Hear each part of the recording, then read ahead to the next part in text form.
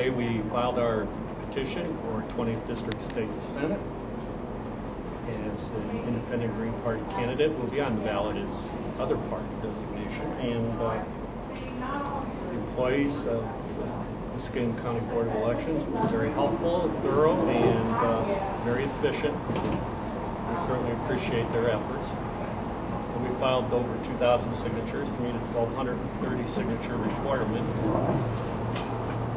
And we are really looking forward to getting the campaign off the ground again and get out there and talking with folks about the issues that matter here in the 20th District, not just for the residents of the 20th District, certainly, but for the residents of all of Ohio.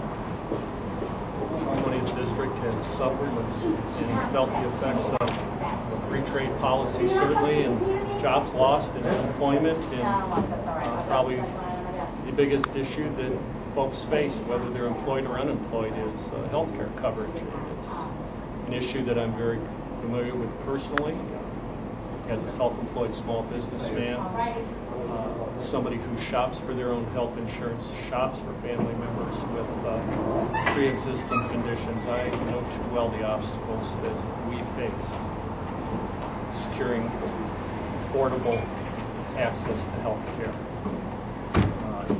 The Health Care for All Ohioans Act is going to address that. It's an act that I've been active with promoting. It's legislation in the Ohio House as House Bill 186, and in the Senate, the Ohio Senate, is Senate Bill 168.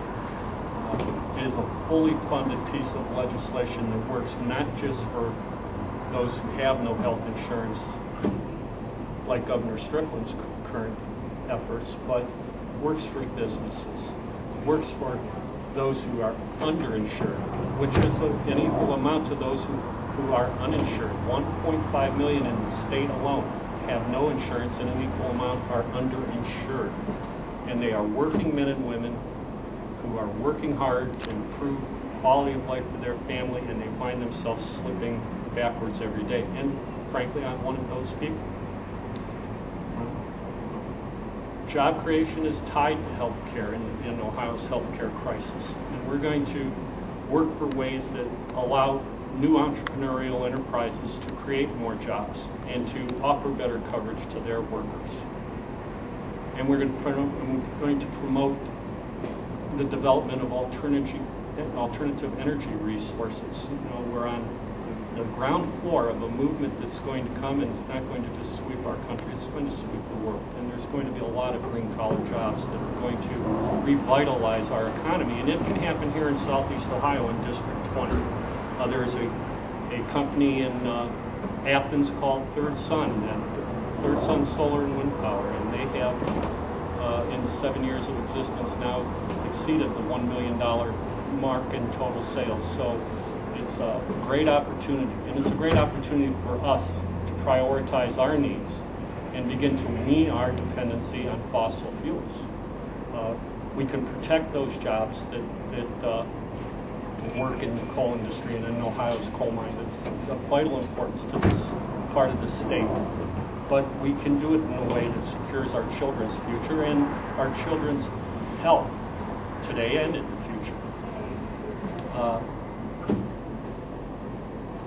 The economy in Ohio has probably suffered as much as any in the United States. And certainly in southeastern Ohio, it has suffered comparably. We have to search for sustainable solutions so that we have jobs, not just for us today, not just for our graduating school children today, but for our children's children, our grandchildren, our great-grandchildren in the future. And they have to promote the quality of life and elevate the quality of life here in Ohio. So we want to build back into the system by tying into the true needs and concerns of our constituents. And this is going to take candidates such as myself who are pledged to resist corporate and special interest contributions. The biggest problem we have in getting working men and women's voice and the voice of those most vulnerable and least heard, the poor and the working poor, the biggest obstacle we have to having that happen is the perversion influence of corporate and special interest money. And you can't have it both ways. You can't sit in the legislature or the Ohio Senate and represent your constituents in your district if you're taking money from the very corporations and special interests that oppose their needs and their concerns. We have to draw the line somewhere, and this is where it starts. When we have the first independent or third-party candidate elected to the Ohio legislature, we are going to see a sea change of reawakened, encouraged participation and a vision that there is hope. And we're going to foster that hope starting right now. Thank you. Okay. That's good, Tim.